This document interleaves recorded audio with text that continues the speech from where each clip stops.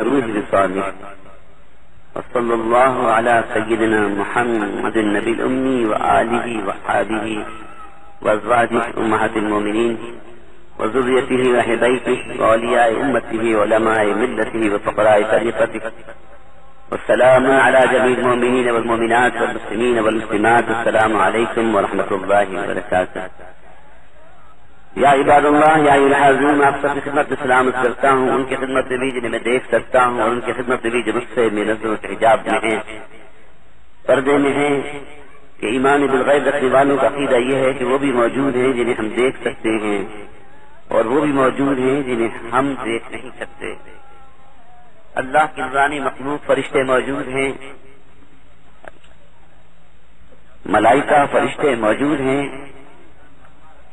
ہر شخص کے ساتھ کاندھے پہ دو فرشتے نامین میں لکھنے والے، بچوں کے ساتھ بھی، بڑوں کے ساتھ بھی، خواتین کے کاندھوں پر بھی. لیکن اللہ نے ان کو ایسا لطیف بنایا ہے کہ ان کا وزن کوئی محسوس ہی نہیں کر پاتا. ملائکہ کو سراپا نور بنایا ہے، لیکن ایسا نور بنایا ہے کہ موجود ہو کر بھی نظر نہیں آتا. اندھیرے میں بھی نور ہے اور نور میں بھی نور ہے. اور پھر معصوم ہیں فرشتے، ہماری محفلوں میں بہت آتے ہیں. قرآن مجید فرقان حمید کی تلاوت سے محفل کا آغاز اور حضور پہ درود و سلام پر محفل کا اختتام. جیسے کہ نماز بھی اللہ کے کلام سے شروع ہوتی ہے اور حضور پہ سلام پر ختم ہوتی ہے. السلام علیکہ ایھا النبی، یا نبی سلام علیکہ پہ نماز سے ختم ہوتی ہے. السلام علیکہ ایھا النبی ورحمۃ اللہ وبرکاتہ. السلام علینا وعلی عباد اللہ الصالحین. خود پہ بھی ہم سلام بھیجتے ہیں نماز میں اور اللہ کے سارے نیک بندوں پہ سلام بھیجتے ہیں. لیکن اگر کوئی سمجھ کے پڑھے تب، یہ نہیں کہ دنیا کے ہر کام میں تو بیٹا ذرا سمجھ کے کام کرنا، ذرا سمجھ کے پڑھنا، اسکول کا کورس سمجھ کے پڑھنا، امتحان کی تیاری کرو تو ذرا گہرائی میں جاؤ، ڈیپ میں جاؤ، کاروبار سے بات کرو تو سوچ سمجھ کے کرو، جس کام کو کرو اس کے ڈیپ میں جاؤ، گہرائی میں جاؤ. لیکن جب مذہب کی بات آئے تو بہت سے بڑے بچوں کو سمجھاتے ہیں کہ بیٹا اس میں زیادہ ڈیپ میں جانے کی ضرورت نہیں ہے. مذہب میں کیا غور کرنا، مذہب میں کیا، نماز میں بس نماز پڑھ لی. لیکن اگر نماز سچائی سے پڑھی ہے، گہرائی سے پڑھی ہے، گہرائی سے پڑھی ہے، سمجھ کے پڑھی ہے، تو جتنے مسائل جو اختلافات آج پیدا ہو گئے ہیں، جو غلط فہمیاں پیدا ہوئی ہیں، وہ اسی لیے ہیں کہ ہم نے نماز سمجھ کر نہیں پڑھی، کوئی عبادت ہی سمجھ کے نہیں کی. ورنہ نماز میں اللہ کے کلام سے آغاز ہے اور حضور پہ درود و سلام اور دعائیں، اور پھر حضور پر ہی نہیں اپنے آپ پر نماز میں بھی، اور نماز سے باہر نکلو تو بھی دائیں اور بائیں سب کو سلام کر کے نماز سے نکلو. اللہ اکبر. سب کو بلا کے نماز میں شامل ہو. حی علی الصلاۃ، حی علی الصلاۃ، حی علی الفلاح، حی علی الفلاح، قد قامت الصلاۃ، قد قامت الصلاۃ. آؤ نماز کی طرف، آؤ نماز کی طرف. تو جو کھڑے ہوئے پہلے وہ اب کیا مزید آئیں گے. اذان سے مسجد میں آ گئے، اقامت میں جب حی علی الصلاۃ ہوئی تو نماز میں آ گئے. لوگوں کو بلا ہونا تو یہ چاہیے تھا، ہونا تو نہیں چاہیے تھا، یہ چاہیے تھا لیکن ممکن تھا نا کہ نماز جیسی عبادت بندے اور رب کے درمیان، تو اسے تو تنہا تنہا ہونا چاہیے تھا، اللہ جانے بندہ جانے، بلکہ چھپ چھپ کے پڑھنا چاہیے تھا. لیکن اللہ تعالیٰ کو اجتماع اتنا پسند ہے، محفل اتنی پسند ہے، بندوں کا ملنا اتنا پسند ہے کہ اسے یہ بات زیادہ پسند ہے کہ نماز بھی پڑھو تو مل کے پڑھو، شانے سے شانہ ملا کے پڑھو، سب کو درست رکھ کے پڑھو. تو اگر جو کچھ حضور کے زمانے میں ہوا وہی کرنا چاہیے تو پھر تو کاغذ تو قرآن کو بھی نہیں چھپنا چاہیے، اور پھر تو یہ سب لائٹیں، یہ سب کچھ بدعت ہے. لیکن اصل میں لوگ بدعت کو جانتے نہیں. بدعت لغوی طور پر ہر نئی چیز کو بدعت کہتے ہیں، اور دین میں بدعت اس چیز کو کہتے ہیں جو دین میں نئی نکالی گئی ہو، پہلے سے موجود نہ ہو.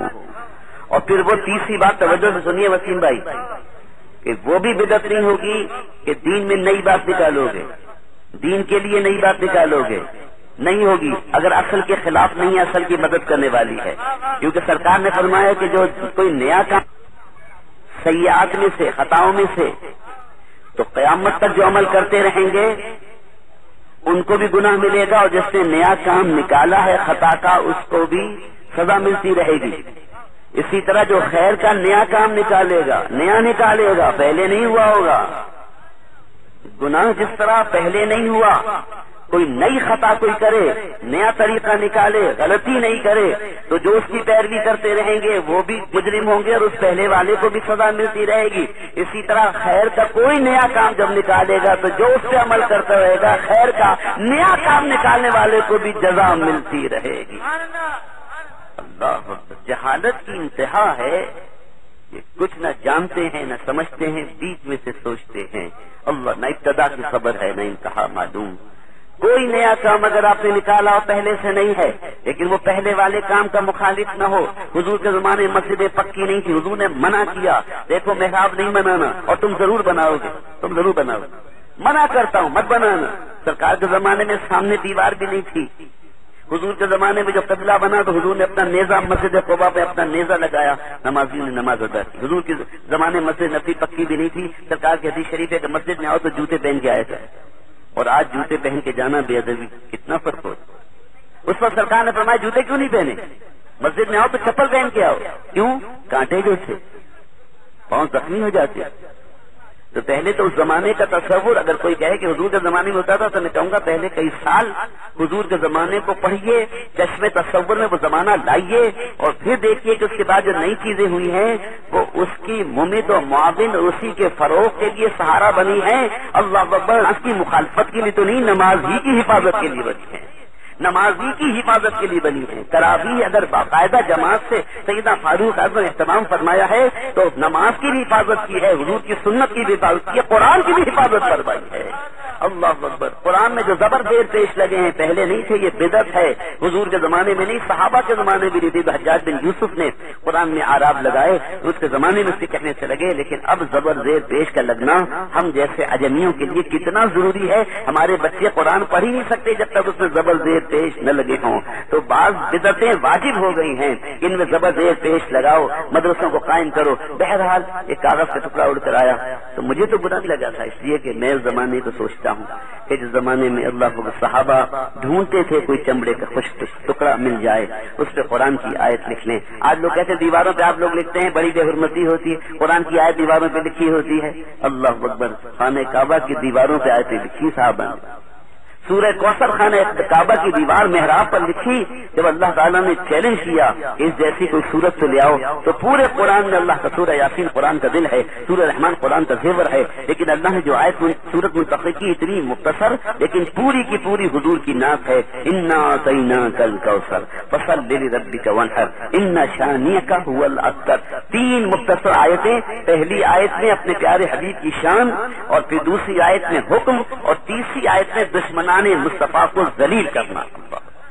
یہ مزاج اللہ نے دیا کہ جب کلام کرو پہلے تو میرے محبوب کی شان بیان کرو، پھر میرے احکامات بیان کرو، اور پھر جو ان کا دشمن ہو اس کو ذلت اور رسوائی کی وعید دے دو۔ انا شانئک هو الابتر، جو رسول کا دشمن ہے وہ ذلیل ہے، ابتر ہے، ختم ہونے والا ہے۔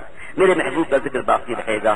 بہرحال اس محفل میں آ جائیں، قرآن مجید فرقان حمید کی بھی تلاوت ہوئی۔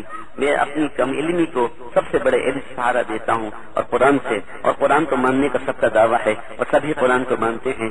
تو اور پھر خصوصاً جب قرآن کی آیت پڑھی گئی، میرے کہنے سے نہیں کہ یہ آیت پڑھیے گا، بلکہ میں پوچھ لیتا ہوں من کہ قرآن کی کون سی صورت کون سی آیت تلاوت ہوئی، تو کیونکہ قاری بھی ہیں، حافظ بھی ہیں، عالم بھی ہیں، لیکن عارف بھی ہیں، تو میلاد کی محفل تھی تو بہتوں کو تو قرآن میں کوئی آیت نظر ہی نہیں آتی میلاد مصطفیٰ کی۔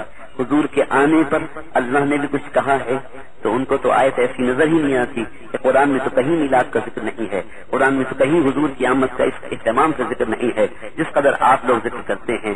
اللہ اکبر اللہ اکبر، لیکن کیونکہ وہ قاری بھی ہیں اور صحیح عقیدہ ہیں لہٰذا ہم نے قرآن مجید فرقان حمید کی آیات تلاوت فرمائی۔ اعوذ باللہ من الشیطان الرجیم، بسم اللہ الرحمن الرحیم۔ لقد جاءکم رسول من انفسکم عزیز عزیز علیہ ما عنتم حریص علیکم بالمؤمنین رؤوف رحیم فإن تولوا فقل حسبی اللہ لا الہ الا هو علیہ توکلت وهو رب العرش العظیم۔ سورہ توبہ کی آخری آیات ہے جس کی آخری آیت تو آج کل بہت یاد آ رہی لوگوں کو کہ اے محمد تم کہہ دو کہ میرے لیے اللہ ہی کافی ہے، یاد آ رہی نا، لیکن اس سے پہلے کی آیت یاد نہیں ہے کہ حضور کی آمد پر کس نے اہتمام سے اللہ نے ذکر فرمایا۔ لقد جاءکم رسول من انفسکم عزیز عزیز علیہ ما عنتم حریص علیکم بالمؤمنین رؤوف رحیم فإن تولوا، اگر یہ تم کو چھوڑ دیں، اگر یہ تمہارا انکار کریں، یہ تمہارے منکر ہو جائیں تو پیارے حبیب منکروں سے کہو مجھے تم سے کوئی کام نہیں، میرے لیے میرا اللہ کافی ہے۔ میرے لیے میرا اللہ کافی ہے. اور یہ جگہ اللہ نے فرمایا اے پیارے حبیب تمہارا اللہ اور ایمان والے کافی ہیں. اور یہ جگہ فرمایا تمہارا اللہ مولا ہے، جبریل مولا ہے،